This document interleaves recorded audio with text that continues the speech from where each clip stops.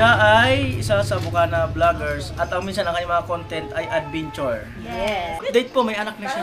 May anak na pala si Ralby Joyce. Ba't nilihim mo yung anak mo? At yun ang napili mo na, na course? Hindi po yun ang gusto kong course. Ano? Talaga pong tourism management po sana dahil ang gusto ko po talaga maging flight attendant. Bakit humantong doon sa desisyon na ipa-adapt ka ng iyong magulang?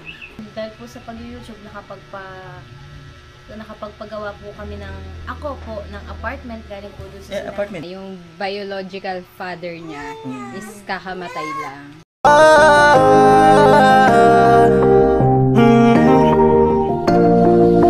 Kung sa pagtulong ng usapan ko, yan alis sa kalam. Yo! Magandang araw sa inyong lahat. At ayan po, kitang-kita sa araw. At punta kami dito sa isang Bukana vlogger na si Ralby Joyce. At ang kanyang YouTube channel is Ralby Joyce Cavbagis. ayan, ang kanilang tahanan. Tao po! Pabili po ay Dotane. Anong Dotane? Butane! Butane. Kasi Tao po! mamamasko po. Oy! Good morning! Good afternoon! Good afternoon! Hello! Kumusta? Apo.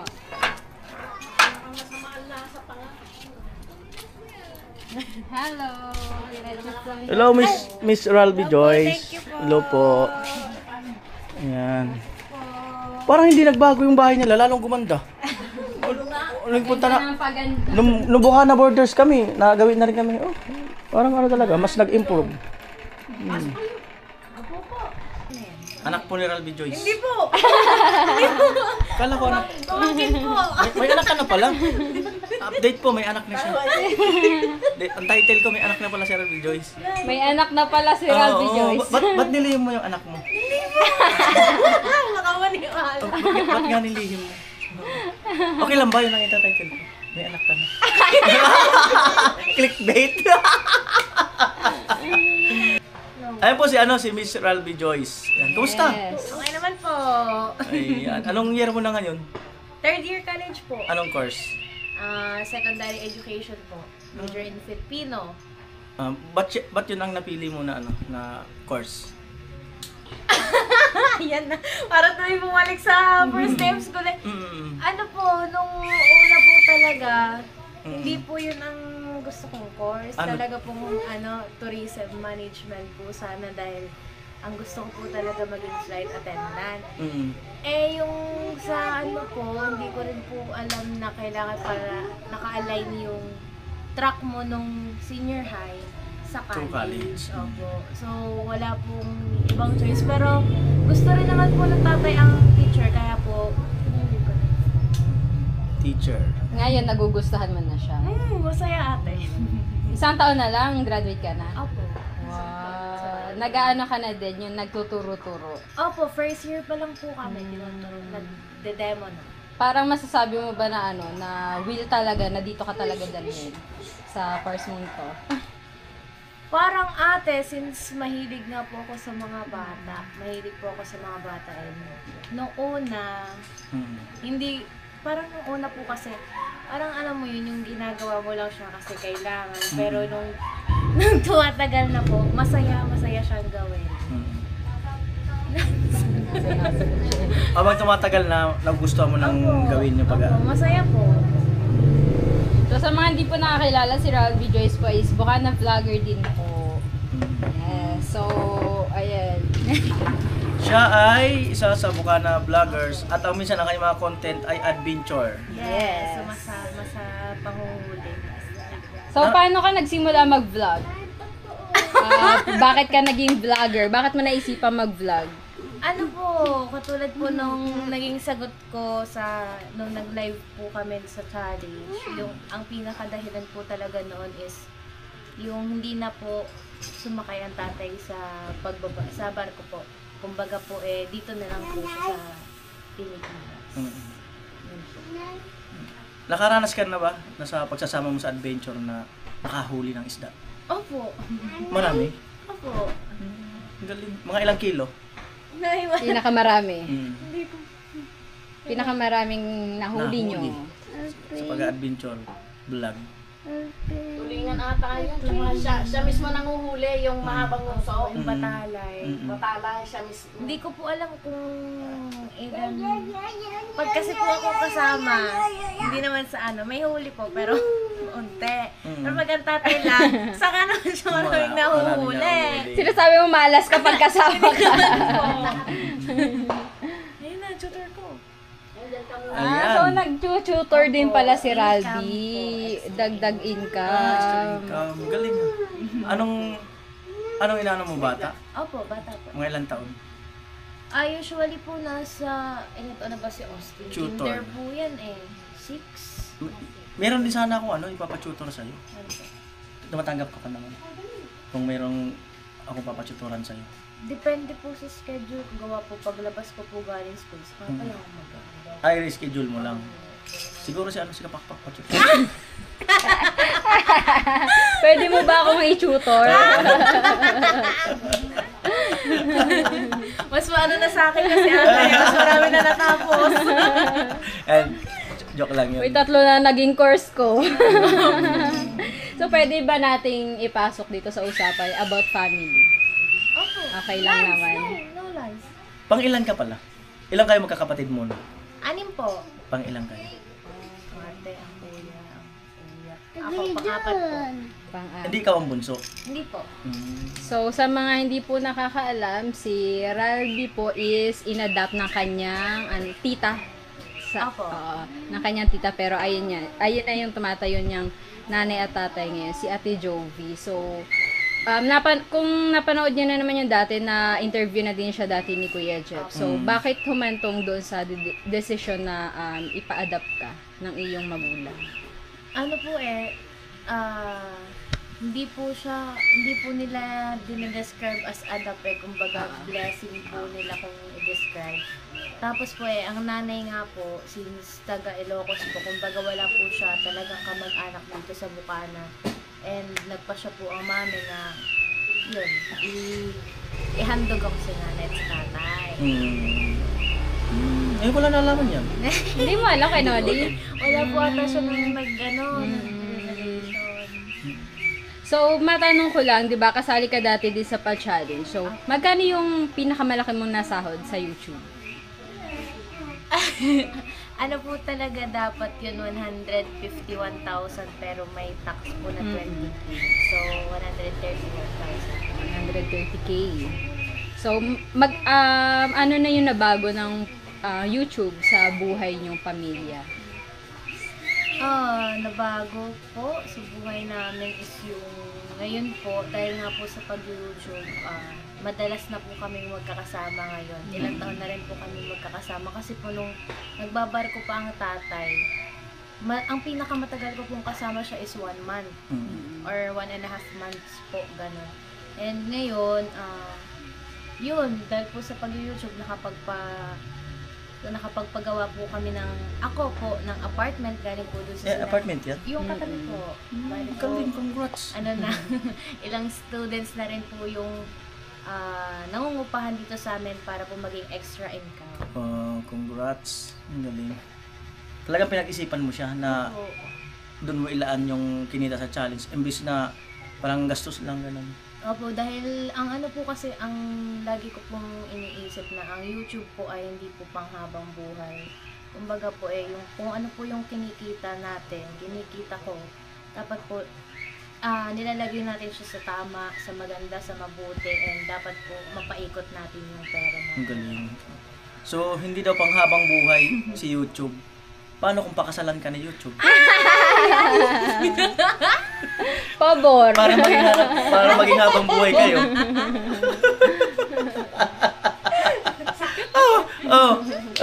Mag-hi ka muna kay YouTube. Ayun. So, matanong ko lang, buwan-buwan ka pa din sumasahod sa YouTube?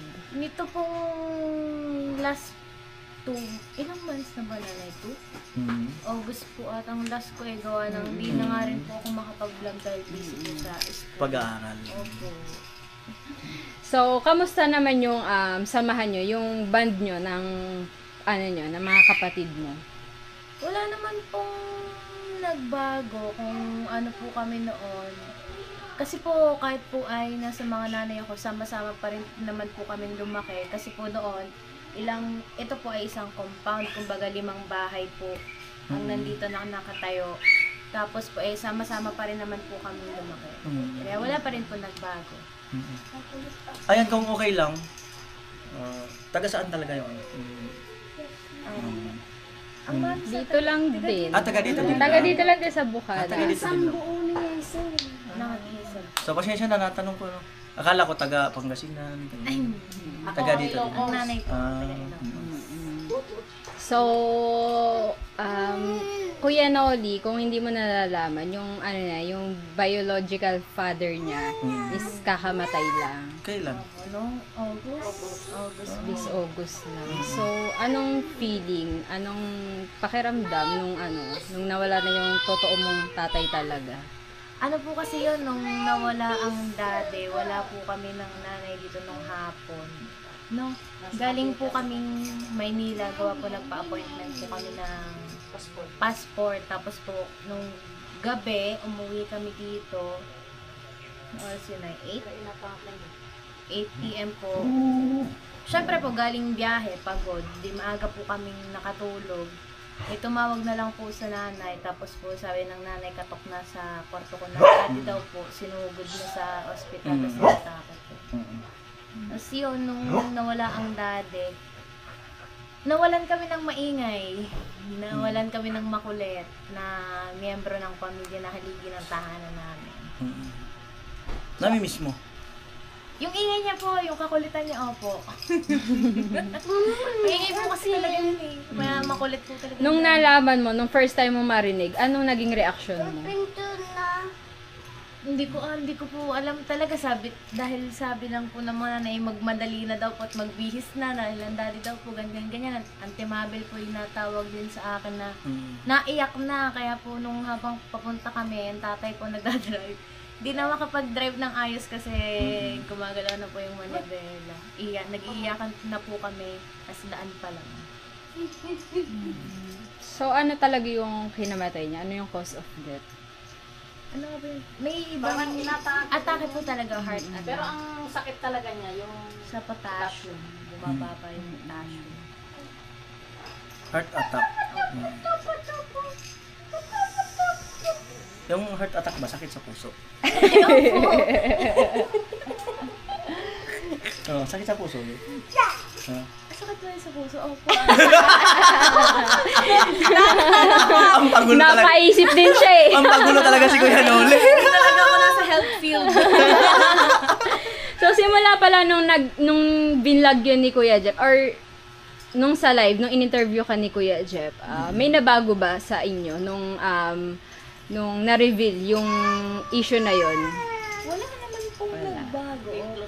Mas naging matibay po yung kung anong meron na samahan po sa pamilya namin. So, natanong na din naman to before. Since simula pa lang talaga, alam mo na talaga na hindi sila yung tunay mong mga magulang. Opo, dahil dito pa po kami sa luma nakatira, sa lumang bahay namin. Sinasabi na po yun sa akin ng nanay nung 7 years old po ata ako. Tapos sinasabi po niya yan hanggang sa, hindi po alam ng nanay na natatandaan ko na alam ko. Tapos hindi na po niya inulit yun. Tapos nang Kuya Jeff, nagulat po sila na alam. Hindi niya alam na alam mo na din pala. Anong naging reaction ng nanay mo, ni Ate Jovi? Nung nalaman na, ay, alam pala ni Ralvi. Nandun nga po sila sa may gilid ng ref. Nag-uusap sila ni Ate Lovely. Sabi ng nanay kay Ate Lovely na wag na kasi hindi alam. Sabi ko, yaan mo nanay, alam ko naman okay lang yan. Naiyak na po sila doon. Bakit pala, nandun sila sa gilid ng rip, pwede naman dito sa sala. Kaya Rolly talaga. Ay, joke lang. Ayan, paano mo salamatan ang iyong nag-aalaga sa'yo ngayon? Ala. Anong message mo ba? Pasasalamat. So yun, thank you nanay sa pag-aalaga, sa pagmamahal na walang katumbas, kapantay, at salamat sa lahat ng sakripisyo. Dun, So syempre sa tatay ko po guys, na binigay lahat-lahat sa akin, huwag ko lang maramdaman na may kulang. Pinunuan nila yung wala. Parang gano'n. dun sa ano mo, biological parents. Salamat po sa sa pagbibigay ng buhay at sa sa pagmamahal na pinaparamdam nila kahit na nasa malayo. Nasa malayo? I mean yung kahit sa malayo ay Okay. Akala ko kahit nasa malayo kayo. Saan ka nag-aaral dito lang sa Dito po malapit? sa BSU, yung malaki. Dyan lang. Dyan, opo. Galing. Malapit lang pala. Kaya pwedeng lakarin, pwedeng mag-tricycle. Hindi nga naglalakad. Ayaw mo maglalakad? Mainit no? Masakit po sa paa, gawa po ng naka-heels po. So sumasakay pala siya. So, tanong ko lang, bakit hindi ka sumasali ngayon sa pa-challenge si Kuya Jeff? Bakit hindi ka sumasali sa pa-challenge si Kuya Jeff ngayon? Hindi naman po sa hindi po ako sumasali o ayaw po. Ano po kasi ngayong third year, mas mahirap po yung mga pinag-aaralan, tsaka po ay sa amin po, sa department namin sa mga teacher, mas una po ang research namin bago po ang OJT. Kaya po mahirap po talaga. Pero, if ever man na this December, may plano kang sumali. Sure po, why not? Great opportunity pa rin naman po. Tsaka kayang-kaya. Opo, December last, ngayong December. Kailan nakahanda ka ba sa December Challenge? Kaya nga po hindi ko pa ine-edit at ina-upload yung vlog ko ng Hong Kong. Ayan, baka kasi ang pagkakaalam ko, ang December Challenge, kailangan wala ka sa lugar mo. Doon sa ibang lugar ka mag-explore ng mga vlog. Pagkakaalam ko parang yun ang Totoo ba kayo na uli? yun ang magiging rules. Uy, baka po mapauwi kami sa Ilocos nang wala sa oras. Eh, paano yung school mo? Hindi po, by kasi next week, first week ng bakasyon na. December, mag-e-exam na, second week exam pa rin, third week po. Di tamang-tama pala, kayang-kaya. Hindi, joke ko lang yun. Ay, nakunin ako yan, Oli, naniwala na ako. Naniwala na Ay, pero ako. masaya yun. So wala ka sa community mo, nasa ibang lugar ka. Ayan, pasok po tayo sa bahay nila, nila Ralby Joyce. Anong meron? Dito lang sa sala niya tayo, sa kwarto. Yes. Alright, let's go! Makikita nyo ang kanilang napakagandang bahay. First time mo makapunta dito, Kuya Noli. Wow. Maliwanag ba yun? Maliwanag naman dito, Kuya Noli. Alright. So, ito yung... May ilis si Man. Dati pag nakakita ko ng ganyang electric fan, uy, mayaman. Ilis eh. So, ito yung katas na pagsisima ng tatay mo. Tapos, ang ganda ng upuan. Mamahali, no? Sira na nga po niya. Diba? Nahihiya pa ipakita. Ang ganda-ganda ng bahay. Pag-stay, dito ako sa labas. Sa kwarto. Ano ginagawa? Ang dami sa'yo lahat. Yung medals po ako. Ito, sa'yo lahat. Mga staff Honor toy. student pala siya. Yes. So guys, yung mga staff toy niya may mga medal din, no? Pahingi na sila pakpak ng mga tatlo. Mga tatlo lang. Wala kasi ako niyan eh. Ikaw. So maganda ang napaplanuhan yung kanilang bahay. Tapos ang maganda dito, Kuya Noli, kapag halimbawa may bagyuhan, no, dito tumutuloy yung mga pinsan niya. Dito sila nagsasama-sama. Parang naging evacuation ng pamilya nila. Meron kasi akong vlog na itong pinto nyo, bantayan nyo to. Baka mawala to. May nangunguha ng pinto. Joke lang. At ayun, salamat siyempre sa pagbibigay ng opportunity. Yan, ang Salamat mami po. ni At si Ralph. Ralphy Joyce. Yeah. May message ka ba kay Idol Japper? Meron kang gustong sabihin? Opo. May gusto kang sabihin? Ang masasabi ko po, our message po kay Kuya Jeff is thank you po sa lahat-lahat ng tulong na palagi niyong ipinibigay sa aming mga vloggers. pati na rin po sa suporta and ayun. Kung may next challenge po, game ako dyan, kuya. Ayan. Paano ba magpa-cute si Ralby Joyce? Uso kasi sa... Hindi pa din sila pumapayag ng isang pakit lang. Oo. Isa pa daw, isa pa Inuulit daw. nila eh. Ginaw?